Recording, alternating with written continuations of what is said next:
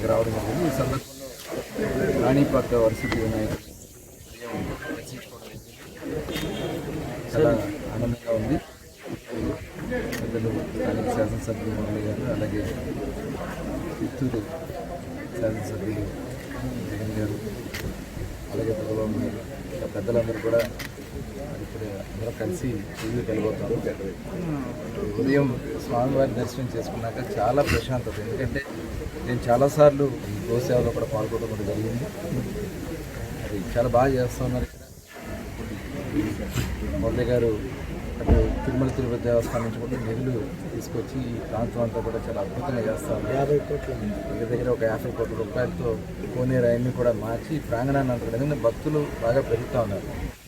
ఉదయం నేను మాట్లాడినప్పుడు దగ్గర 45,000 మంది కూడా దర్శనానికి వస్తున్నారు. వచ్చిన వాళ్ళకి ఎక్కడా కూడా అసౌకర్యం కలగకుండా ఏర్పాట్ల గురించి మరి ముఖ్యమంత్రి గారు కూడా ప్రత్యేక శ్రద్ధ తీసుకున్నారు. మొట్టమొదటి నుంచి కాణిపాక వరసిద్ధి వినాయకుడు ముఖ్యమంత్రి చంద్రబాబు నాయుడు గారు ప్రత్యేకమైనటువంటి దైవభక్తి ఉన్నాయి. ఇవాళ విజయాలు, ఎందుకంటే రాష్ట్రం మొత్తం కూడా విధ్వంసం అయింది 5 సంవత్సరాలు. రాష్ట్రం వైపు రావాలంటే భయపడే పరిస్థితులు, రైతులు పండిన పంట ఏం చేసుకోవాలో తెలియనటువంటి పరిస్థితి గత ప్రభుత్వంలో ఉండేది. అలాగే అందరూ కూడా ఉద్యోగాలు లేక, యువతకు ఉద్యోగాలు లేక నిర్వీర్యం అయిపోయారు.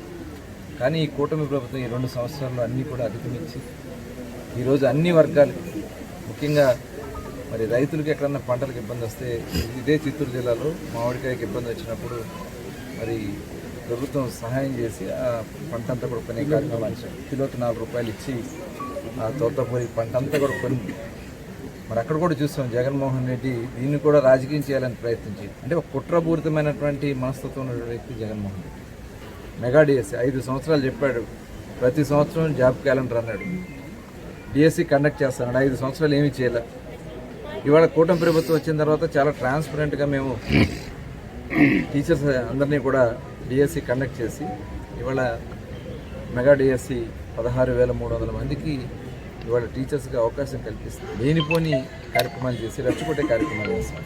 ఏదో ఒక ఈ రాష్ట్రంలో ప్రజల్లో ఒక రకమైనటువంటి భయాందోళన సృష్టించాలని ప్రయత్నం చేస్తాం. ఇవాళ తల్లికి వందనం కానీ ఇవాళ ఏదైతే మేము సూపర్ 6 చెప్పామో దాదాపు 90% మేము అమలు చేసాం. మిగిలినవి కూడా రాష్ట్ర ఆర్థిక పరిస్థితుల వల్ల కొన్ని ఇబ్బందులు ఉన్నాయి. అవి కూడా త్వరలోనే అధిగమించి ముందుకు వెళ్ళిపోతున్నాం.